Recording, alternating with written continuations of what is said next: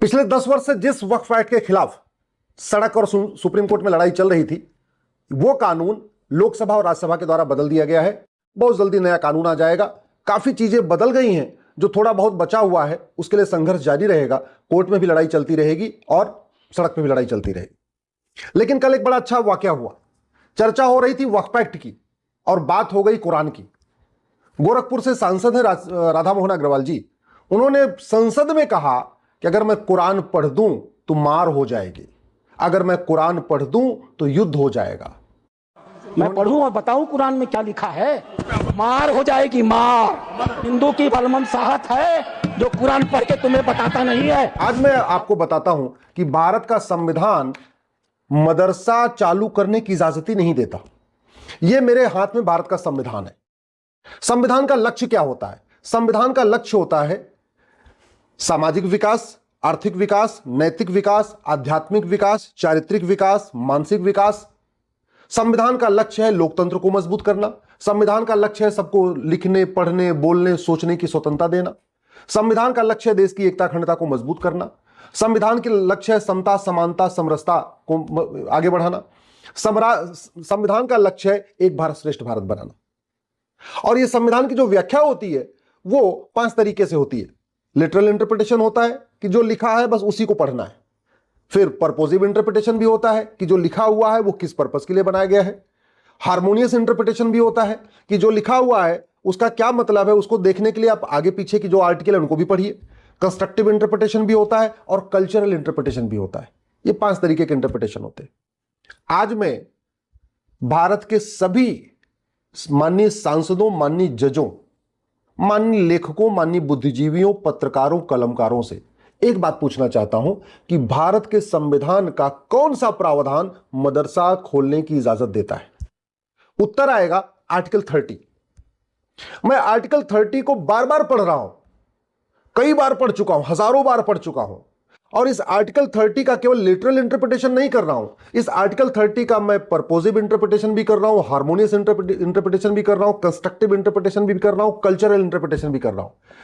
किसी भी तरीके के इंटरप्रिटेशन करने के बाद मदरसा इसमें फिट नहीं बैठ रहा है। भारत के संविधान में तो मदरसा कहीं लिखा ही नहीं है कि मदरसा खोला जा सकता है। लेकिन जिस आर्टिकल 30 के आड़ में यह मदरसा खोला गया है, मदरसा बोर्ड बना है, मदरसों की डिग्रियां मान्य हो रही हैं, उस आर्टिकल 30 का मैं हर तरीके से इंटरप्रिटेशन कर रहा हूं। और आज मैं माननीय सुप्रीम कोर्ट के जजों से, क्योंकि इस संविधान की सबसे मुख्य व्याख्या, सबसे अच्छी व्याख्या माननीय सुप्रीम कोर्ट के जज करते हैं, मैं उनसे हाथ जोड़ के निवेदन कर रहा हूं, आर्टिकल 30 को एक बार आप इंटरप्रिटेशन कर लीजिए, जिस तरीके से इंटरप्रिटेशन करना है कर लीजिए। आर्टिकल 30 में लिखा क्या है? आर्टिकल 30 में लिखा है all minorities whether based on religion or language shall have right to establish and administer education institution। Article 30 कहता है जो भाषाई अल्पसंख्यक हैं या मजहबी अल्पसंख्यक हैं उनको एजुकेशन इंस्टीट्यूशन खोलने का अधिकार है। तो सबसे पहले तो भाषाई अल्पसंख्यक कौन है भारत में, यह डिफाइन करने की जरूरत है। रिलीजियस माइनॉरिटी कौन है यह भी डिफाइन करने की जरूरत है कि कौन लिंग्विस्टिक माइनॉरिटी है, कौन रिलीजियस माइनॉरिटी, सबसे पहले वो डिफाइन होनी चाहिए। यानी माइनॉरिटी की डिफिनेशन क्लियर होनी चाहिए। और कोई भी समुदाय जो 1% से ज्यादा है, चाहे वो लैंग्वेज के मामले में चाहे रिलीजन के मामले में, वो माइनॉरिटी हो ही नहीं सकता। दूसरा, जो माइनॉरिटी है भी पारसी, यहूदी, बहाई, क्योंकि रिलीजियस जो माइनॉरिटी है, मुस्लिम और क्रिश्चियन तो माइनॉरिटी है ही नहीं है आर्टिकल 30 के हिसाब से। जो माइनॉरिटी है भी उनको कौन सा स्कूल खोलने का अधिकार है? Education institution. Religious education institution नहीं, मदरसा नहीं। मदरसा एजुकेशन इंस्टीट्यूशन नहीं होता, मदरसा दीनी तालीम सेंटर होता है। जो आर्टिकल 30 में कहा गया है एजुकेशन इंस्टीट्यूशन, एजुकेशन इंस्टीट्यूशन का मतलब secular education institution. Education institution का मतलब लॉ कॉलेज खोलने का अधिकार है, इंजीनियरिंग कॉलेज खोलने का अधिकार है, मेडिकल कॉलेज खोलने का अधिकार है, यूनिवर्सिटी खोलने का अधिकार है, 10वीं 12वीं का स्कूल खोलने का अधिकार है। मदरसा खोलने का अधिकार नहीं है। क्यों? क्योंकि पहली बात तो आप इस आर्टिकल 30 को समझना है तो आप आर्टिकल 27 से शुरू करिए। आर्टिकल 27 क्या कहता है? आर्टिकल 27 कहता है कि किसी भी मजहब के प्रमोशन के लिए 1 रुपए खर्च नहीं होगा।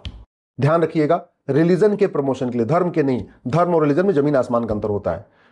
यम नियम आसन प्राणायाम, धारणा, ध्यान, समाधि, सत्य, अहिंसा, अस्तेय, अपरिग्रह, ब्रह्मचर्य, ये सारा धर्म है। पिता धर्म, पुत्री धर्म, पुत्र धर्म, ये सारे धर्म है। धर्म अलग होता है।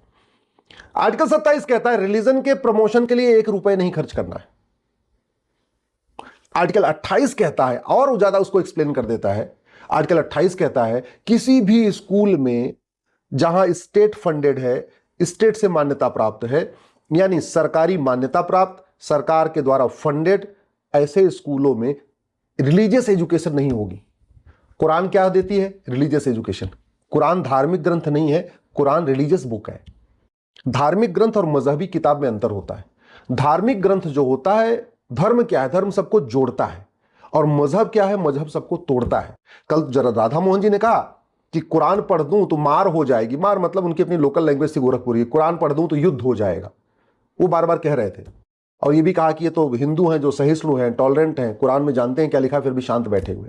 सच्चाई है कि अगर अजान का भी अर्थ समझ लें तो भी मार हो जाएगी, क्योंकि अजान में तो कहा ही जाता है कि तुम्हारे देवी देवता पूजा योग्य नहीं, तुम्हारे रामकृष्ण पूजा योग्य नहीं, तुम्हारे ब्रह्मा विष्णु महेश पूजा योग्य नहीं, तुम्हारी लक्ष्मी दुर्गा सरस्वती पूजा योग्य नहीं, तुम्हारे 24 तीर्थंकर पूजा योग्य नहीं, भगवान बुद्ध पूजा योग्य नहीं, भगवान महावीर पूजा योग्य नहीं, हमारे जो 10 सिखों के गुरु हैं वो भी पूजा योग्य नहीं। अजान में कहा जाता है, पर डे 5 बार कहा जाता है। कुरान में क्या लिखा हुआ है सबको पता है। 26 आयतें चैलेंज हो चुकी हैं, सुप्रीम कोर्ट में चैलेंज हुई थी। अलग बात है कि सुप्रीम कोर्ट के उस माननीय जस्टिस नरीमन को सेकुलरिज्म का कीड़ा काट रखा था, उन्होंने सुनना ही नहीं, एक्सेप्ट किया, पढ़ने भी नहीं दिया इस पिटीशन को, बाकी छोड़िए। अब सवाल यह है कि आर्टिकल 30 कहता है एजुकेशन इंस्टीट्यूशन खोल सकते हैं। आर्टिकल 27 कहता है रिलीजन के नाम पे 1 रुपए नहीं खर्च करना। आर्टिकल 28 कहता है रिलीजियस एजुकेशन देना ही नहीं। तो फिर मदरसा चल कैसे रहा है? कि संविधान का कौन सा प्रावधान है जो मदरसा खोलने की इजाजत देता है, और उस मदरसे को खोलने की इजाजत देता है जो भारत को नहीं मानता, भारत की संस्कृति को नहीं मानता, भारत के त्योहार को नहीं मानता, भारत की परंपरा को नहीं मानता, भारत के विचार को नहीं मानता, भारत की भाषा को नहीं मानता, वसुधैव कुटुंबकम को नहीं मानता, नारी तो नारायणी को नहीं मानता, यत्र नारस्तु पूज्यते रमन्ते तत्र देवता को नहीं मानता, सर्वमंगल मांगल्य को नहीं मानता, किसी को मानता ही नहीं है। क्या भारत का संविधान भारत को बर्बाद करने के लिए बनाया गया है? नहीं, भारत का संविधान भारत को महान भारत बनाने के लिए बनाया गया है। और मदरसा महान भारत नहीं बनाएगा। मदरसा विदेशी पंथ को प्रमोट करता है, मदरसा कुरीतियों को प्रमोट करता है, मदरसा कुप्रथाओं को प्रमोट करता है। मदरसों में क्या पढ़ाया जाता है, हालत यह है कि मदरसे वाले अपनी किताब दिखाने के लिए तैयार नहीं है। और जमीयत उलमा हिंद और पर्सनल लॉ बोर्ड के दबाव में राइट टू एजुकेशन एक्ट को 2012 में अमेंड किया गया, रातों रात अमेंड किया गया। सेक्शन 1 सब क्लास 4 जोड़ा गया और 4 जोड़ के मदरसों को राइट टू एजुकेशन के दायरे से निकाल दिया। ये महापाप कांग्रेस ने किया है। जैसे मैं कहता हूं ना, मैं तो 50 से ज्यादा कानून है जिनको मैंने चैलेंज कर रखा है, ये सारे कांग्रेस के कानून है, और एक एक करके सबको खत्म करवाना है। बस आप लोगों का सहयोग चाहिए। तो मैंने इस राइट टू एजुकेशन एक्ट को भी चैलेंज किया है। मेरा निवेदन यह है कि इस राइट टू एजुकेशन में शब्द जोड़ा जाए इक्वल। इसमें जो उम्र है 6 से 14 साल, इसको 6 से 16 साल किया जाए। और भारत में राइट टू इक्वल एजुकेशन लागू किया जाए, समान शिक्षा लागू किया जाए, 1 नेशन 1 एजुकेशन बोर्ड लागू किया जाए, 10वीं तक समान शिक्षा, 10वीं तक समान सिलेबस, 10वीं तक समान करिकुलम, एक देश एक एजुकेशन बोर्ड, एक देश एक सिलेबस, सब अपनी अपनी मातृभाषा में पढ़े, हिंदू मुसलमान पारसी ईसाई गरीब अमीर सब, चाहे कांस्टेबल का बच्चा हो, चाहे कप्तान का बच्चा हो, क्लर्क का बच्चा हो, कलेक्टर का बच्चा हो, किताब एक होनी चाहिए। चाहे हिंदू हो या मुसलमान, पारसी हो या ईसाई, बंगाली हो, गुजराती, तमिलियन हो या कश्मीरी, किताब एक होनी चाहिए। भाषा अलग अलग हो, सिलेबस करिकुलम एक समान होना चाहिए। मैं आशा करता हूं कि जैसे वक्फ एक्ट खत्म हुआ, बाकी इसके पहले 370 खत्म हुआ, 35A खत्म हुआ, वैसे ही बहुत जल्दी संविधान पे चर्चा होगी और इस राइट टू एजुकेशन को राइट टू इक्वल एजुकेशन बनाया जाएगा। मदरसा जो है बंद होंगे और भारत में समान शिक्षा लागू होगी।